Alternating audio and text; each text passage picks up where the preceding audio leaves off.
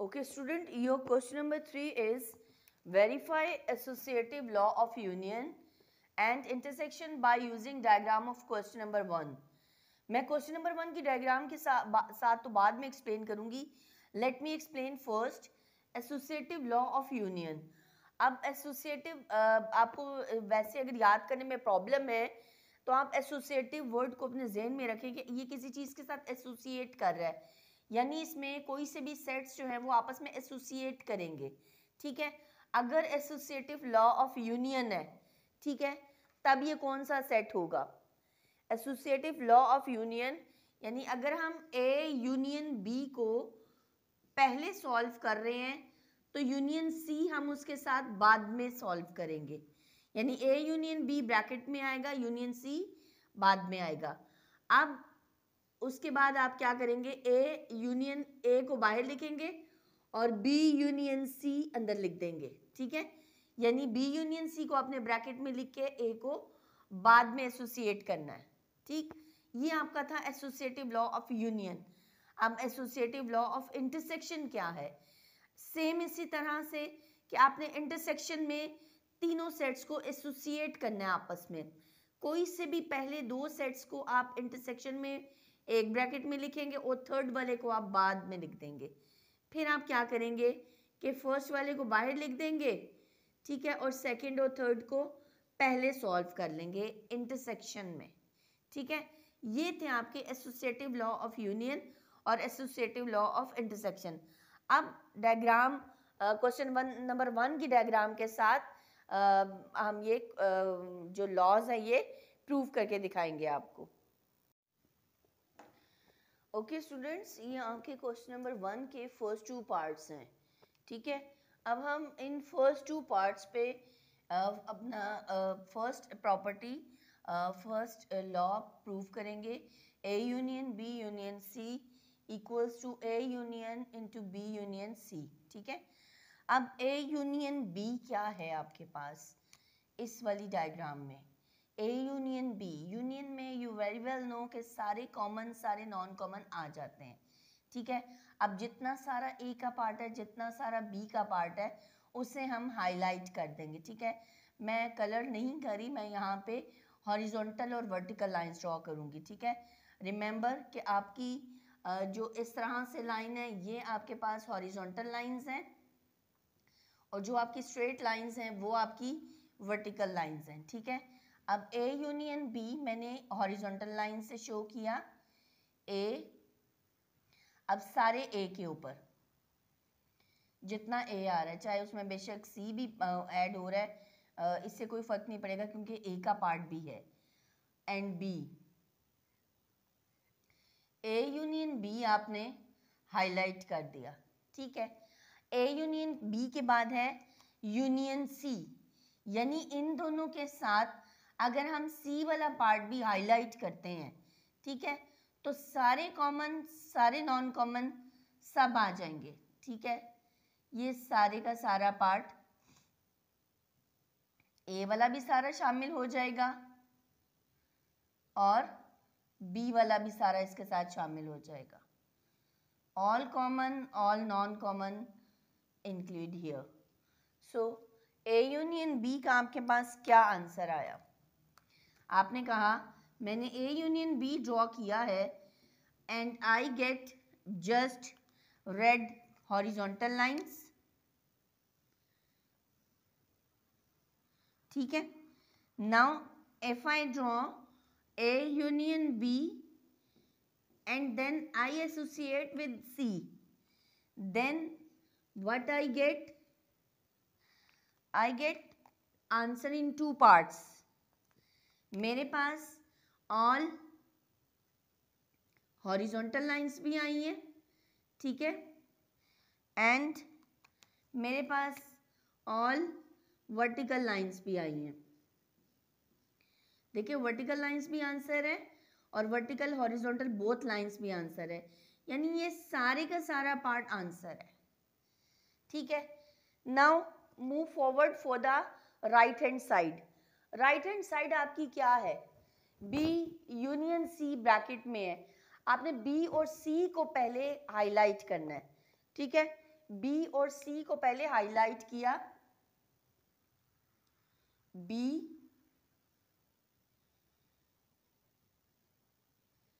And सी, सी इसके साथ ही highlight हो जाएगा, ठीक है। हम साथ साथ आंसर लिखेंगे, B union C, so B union C what I get, B union C में हमने सिर्फ हॉरिजॉन्टल लाइंस ड्रॉ की हैं, ठीक है। अब ए के साथ यूनियन करना है, ए के साथ यूनियन मीन्स के all common all non common, ठीक है। ए के साथ यूनियन में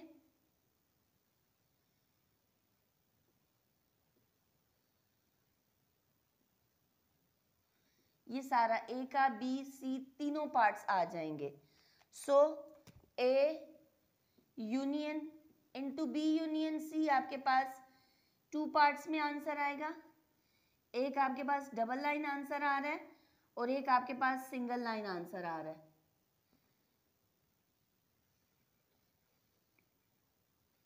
सो मैं इसको 2 पार्ट्स में कर रही हूँ, एक आपके पास जस्ट वर्टिकल लाइंस हैं, हॉरिजॉन्टल लाइंस हैं, और सेकंड आपके पास वर्टिकल हॉरिजॉन्टल बोथ हैं, ठीक है। ये आपके पास था राइट हैंड साइड। दोनों का आंसर देखिए सेम है, ये आंसर है और ये आंसर है, दोनों के आंसर सेम है कि दोनों के आंसर में डबल लाइन भी और single line, double line single line, यानी सारे का सारा ABC पार्ट कलर्ड है, ठीक है। सारे का सारा ABC पार्ट आंसर आ रहा है। अब आ जाते हैं सेकंड डायग्राम पे।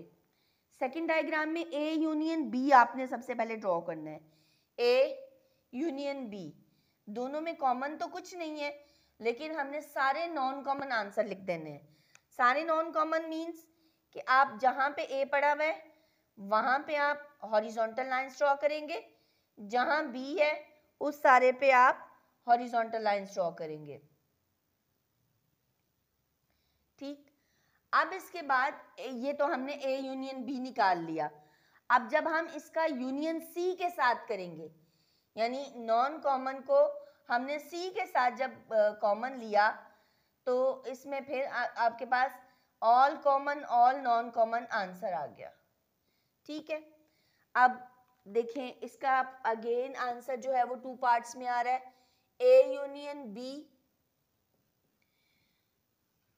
A यूनियन B आपके पास था जस्ट हॉरिजॉन्टल लाइंस थी, ठीक है। अब जब आपने आंसर लिखा A union B union C, आपके पास 2 आंसर्स आए हैं, एक आपके पास डबल लाइन आंसर आया और एक आपके पास C वाला जितना पोर्शन सिंगल लाइन का था वो आंसर आया।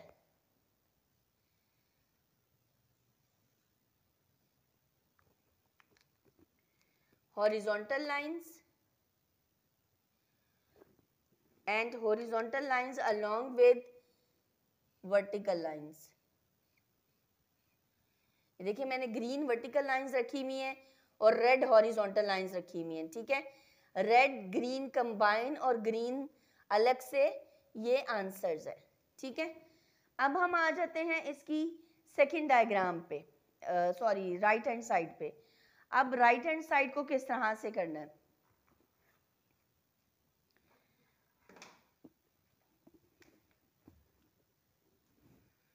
राइट हैंड साइड पे अगर हम जाते हैं तो पहले हमने B यूनियन C करना है, ठीक है।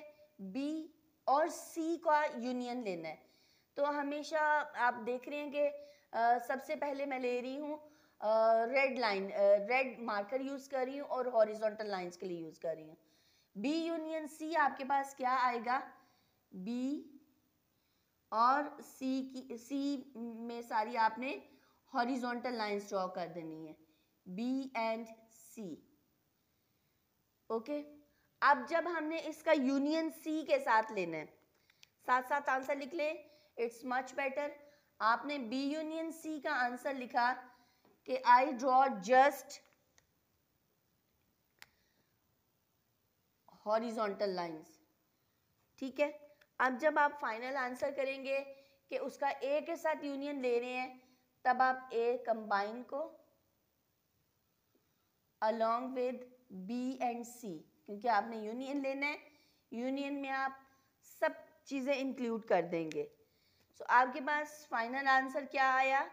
A union B, A union B union C, यानी आपके पास 2 आंसर्स आ रहे हैं, सिंगल लाइन भी आंसर आ रहा है और डबल लाइन भी आंसर आ रहा है। ठीक है, आपके पास हॉरिजॉन्टल लाइंस भी आंसर आ रही हैं और आपके पास वर्टिकल लाइंस भी आंसर आ रही हैं।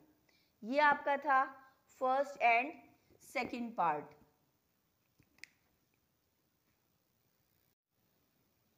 Now student, third and fourth part of your question number 1, उसकी थर्ड और फोर्थ पार्ट की डायग्राम्स ये हैं।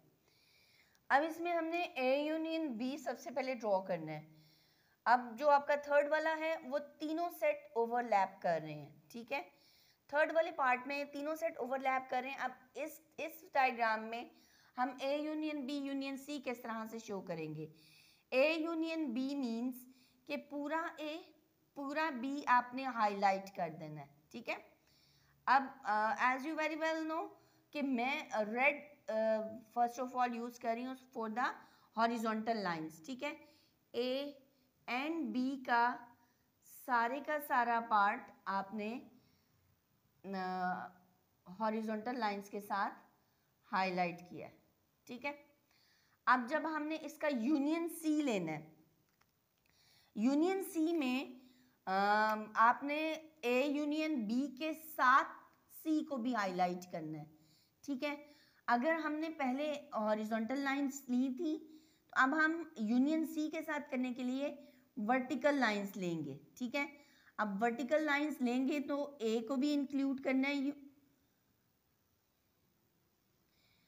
अलोंग विद सी, सी के साथ ए एंड बी भी इंक्लूड हो जाएंगे। ठीक है, सो योर आंसर इज, आपने ए यूनियन बी में क्या हाईलाइट किया था? You just highlight the red part, आपने रेड मार्कर यूज किया था, आपने रेड कलर यूज किया था, आपने हॉरिजॉन्टल लाइंस ड्रॉ की थी। ठीक है, अब जब आपका फाइनल आंसर आया है A union B union C, उसमें आपके पास 2 पार्ट्स में आंसर आया। First is your just horizontal lines and second is your horizontal plus vertical and only horizontal verticals. ठीक है, खाली वर्टिकल्स और vertical plus horizontal is the final answer. अब हम चले जाते हैं राइट हैंड साइड पे। एक ही डायग्राम को आपने दोनों तरह से शो करना है। अब हम चले गए हैं राइट हैंड साइड पे, उसमें हमने बी और सी को पहले हाईलाइट करना है। ठीक है, बी और सी को आप पहले हाईलाइट करेंगे, मींस बी का कंप्लीट पोर्शन और सी का कंप्लीट पोर्शन आप हाईलाइट कर देंगे। हमने हॉरिजॉन्टल लाइंस ड्रॉ की बी और सी में। ठीक है, ये हमारी हॉरिजॉन्टल लाइंस थी। अब हमने इसको ए के साथ यूनियन किया, ए के साथ एसोसिएट किया, तो आप ए के साथ एसोसिएट करने में आपने वर्टिकल लाइन ड्रॉ कर दी। ठीक है, वर्टिकल लाइंस ने आपका एरिया कवर किया ए बी सी कंप्लीट। ठीक है, बिकॉज यूनियन है, यूनियन में कंप्लीट एरिया कवर हो जाएगा। So your answer is for B union C is, B union C में you just draw horizontal lines, and when you do A union B union C, जब आपने A union B union C किया है उसमें आपके पास both part answer आ रहे हैं।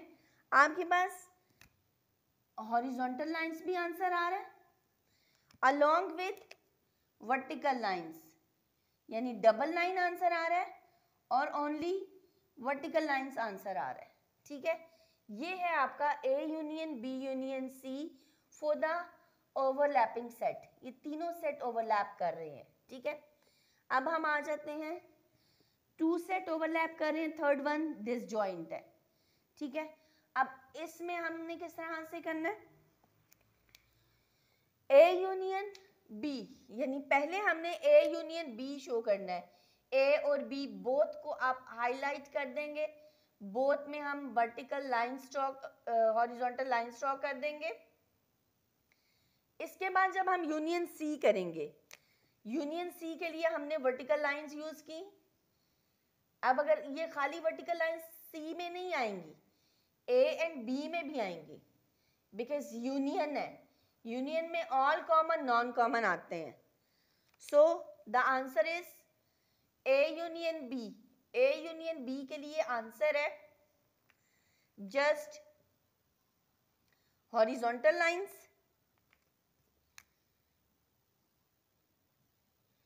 और A union B union C के लिए आंसर है आपके पास horizontal plus vertical and only vertical, ठीक है। ये आपके पास आंसर है। लेट्स सी कि राइट हैंड साइड का हमारा आंसर क्या आता है। अब हम राइट हैंड साइड पे चलते हैं। राइट हैंड साइड पे हमने पहले ड्रॉ करना है B यूनियन C, यानी आपने B और C को पहले हाईलाइट करना है। B वाला कंप्लीट पोर्शन एंड C, इस सारे को हमने हाईलाइट कर दिया। Now come to the point, A के साथ इसको एसोसिएट करना है, A के साथ इसका यूनियन लेना है। तो आपने A को वर्टिकल लाइन से शो किया, उसे B के साथ किया बिकॉज B उसका ओवरलैपिंग सेट था, और C भी साथ ही ले लिया बिकॉज यूनियन है, ठीक है। सो आपके पास क्या आंसर आया, B union C is your, B और C का यूनियन क्या आया, B और C का union is your just horizontal lines. और जब आपने A के साथ यूनियन लिया, A union B union C लिया,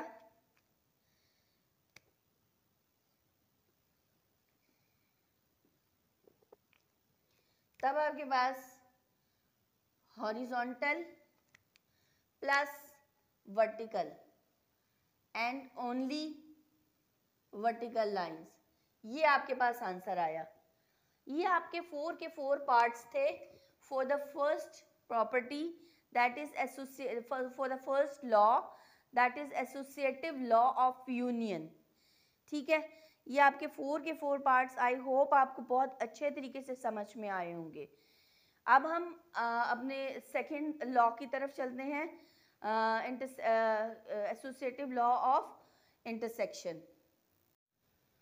Okay student, your second law is associative law of intersection. अब associative law of intersection क्या है कि आपने पहले ब्रैकेट में लिखना है A intersection B, इसे पहले सॉल्व करना है, then you take the intersection C। अब इक्वल में क्या है, राइट हैंड साइड में क्या है, A intersection into B intersection C, यानी पहले आपने B intersection C का आंसर निकालना है, उसके बाद उसको एक A और A के साथ इंटरसेक्शन उसका लेना है, ठीक है। सो हमारी जो फर्स्ट डायग्राम है क्वेश्चन नंबर 1 की, उसमें 2 sets A and B disjoint थे, C वाला इन दोनों के ऊपर ओवरलैप कर रहा है, ठीक है। अब हम A इंटरसेक्शन B किस तरह से निकालेंगे, A और B में नथिंग इज कॉमन, कुछ भी कॉमन नहीं आ रहा है, कुछ भी कॉमन नहीं आ रहा है। अगर हम उसका इंटरसेक्शन C के साथ निकालेंगे, अगेन नथिंग इज कॉमन, कुछ भी कॉमन नहीं आया। सो the answer is empty set, ठीक है। अब आ जाते हैं राइट हैंड साइड पे। राइट हैंड साइड में आपने B इंटरसेक्शन C पहले लेना है, ठीक है। B एंड C में just this portion is common, ये वाला पार्ट कॉमन है, ठीक है। अब इस पार्ट का जब हमने इंटरसेक्शन ए के साथ लिया, ए और ये वाला पार्ट दोनों कहीं से नहीं मिल रहे हैं, so again answer is empty set.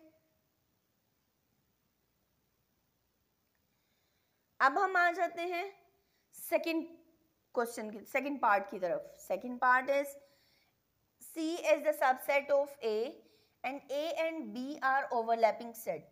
ये आपके पास अब एक सेट की फॉर्म पड़ी हुई है, ठीक। अब आप इस वेन डायग्राम में किस तरह से अपनी प्रॉपर्टी को, अपने लॉ को प्रूव करेंगे, ठीक है। आप राइट हैंड साइड को इक्वल प्रूव करेंगे लेफ्ट हैंड साइड के, ठीक। आपने सबसे पहले लेना है A intersection B। A and B में just this part is common. आपने हॉरिजॉन्टल लाइंस ले लेनी यहाँ पे, ठीक है। अब उसके बाद जब आपने इंटरसेक्शन C लिया, नथिंग इज कॉमन। आपके A और B पार्ट में जो पोर्शन कॉमन आया था, उस कॉमन पोर्शन का C के साथ कोई लिंक नहीं बन रहा, यानी इन दोनों में कुछ भी कॉमन नहीं आ रहा है, कोई पार्ट कॉमन नहीं आ रहा है। अगेन एम्प्टी सेट आंसर, ठीक।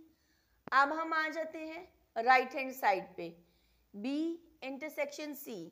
B एंड C में nothing is common because C जो है that is the subset of A। Subset of A है, लेकिन A and B overlapping set है, ठीक है। आपके पास B और C में नथिंग इज कॉमन। जब कुछ भी कॉमन नहीं आएगा तो एम्प्टी सेट का हम A के साथ कॉमन लेंगे, हमारे पास आंसर आएगा एम्प्टी सेट। सो ये आपके टू जो थे पार्ट्स वो इस तरह से सॉल्व होंगे। Okay student, your third part is, third part में आपके पास तीनों सेट ओवरलैप कर रहे हैं, ठीक है। अब जब ये आपके पास तीनों सेट ओवरलैप कर रहे हैं तो आप यहाँ इसको किस तरह से ड्रॉ करेंगे। A intersection B, A intersection B, A और B में क्या कौन सा पार्ट कॉमन है। देखें A और B में अगर हम फिलहाल C को इग्नोर करें तो ये पूरा पार्ट कॉमन है, ठीक है। A और B में ये पार्ट कॉमन है। अब जब हम इसका इंटरसेक्शन C लेते हैं, यानी इस कॉमन पार्ट में C के साथ कौन सा पार्ट कॉमन आ रहा है, तो वो जस्ट ये वाला पार्ट कॉमन आ रहा है, ये वाला, ठीक है। और आपके पास अब फाइनल आंसर क्या आया, I am just going to write down the final answer, ठीक है। आपके पास फाइनल आंसर आया A intersection B intersection C का डबल लाइन आंसर, यानी आपके पास horizontal and vertical line answer है, ठीक है। मैं ब्लू मार्कर से आपको सिर्फ पोर्शन हाईलाइट करके बताऊंगी कि आपके पास कौन सा पोर्शन आंसर है। ये देखें, ये वाला पार्ट सिर्फ आपका आंसर है, ठीक है। अब हम चलते हैं राइट हैंड साइड पे, A intersection B intersection C, यानी B और C में आपने देखना है कि क्या चीज़ कॉमन है। पूरा B और पूरे C में ये वाला जो बन रहा है ना, ये लीफ बन रहा है, ये कॉमन है, ठीक है। हम यहाँ पे हॉरिजॉन्टल लाइंस ड्रॉ कर देंगे, ठीक है। नाउ A इंटरसेक्शन, अब A के साथ इस सारे पार्ट का A के साथ इंटरसेक्शन दिया, तो A के साथ कॉमन पार्ट में अब A, अगर ये पूरा A आपका चल रहा है तो इसमें सिर्फ ये वाला पार्ट कॉमन आएगा, ठीक है। So the final answer is A intersection B intersection C is double line answer, यानी उसमें आपके पास हॉरिजॉन्टल लाइंस भी आ रही हैं, उसमें आपके पास वर्टिकल लाइंस भी आ रही हैं। अब मैं दोनों लेफ्ट हैंड साइड का और राइट हैंड साइड का आपको कंपैरिजन करके बता दूं, आपके पास आंसर वाला पोर्शन क्या है। जस्ट ये आपका आंसर वाला पोर्शन है, यहाँ से देखें ये सेम आंसर वाला पोर्शन है। सो हमारी लेफ्ट हैंड साइड जो है वो राइट हैंड साइड के इक्वल आ गई है। अब हम अपने फोर्थ पार्ट की तरफ आते हैं, जहाँ पे A and B are overlapping set and C is disjoint set. अब इसमें ए इंटरसेक्शन बी क्या होगा? अब इसमें A intersection B is just this part common. अब यहाँ पे हमने हॉरिजॉन्टल लाइंस ड्रॉ कर दी, ए एंड बी में ये पार्ट कॉमन था। अब अगर हमने उसका इंटरसेक्शन सी के साथ लेना है, सी में और इस पार्ट में nothing is common, so the answer is empty set. दोनों में कुछ भी कॉमन नहीं है, तो आंसर आपका एम्प्टी सेट आया। Now right hand side, B intersection C, B और सी में दोनों डिसजॉइंट सेट थे। डिसजॉइंट सेट में नथिंग इज कॉमन। अब जब इस नथिंग इज कॉमन, उस जीरो का जब ए के साथ इंटरसेक्शन लिया, अगेन एम्प्टी सेट आंसर।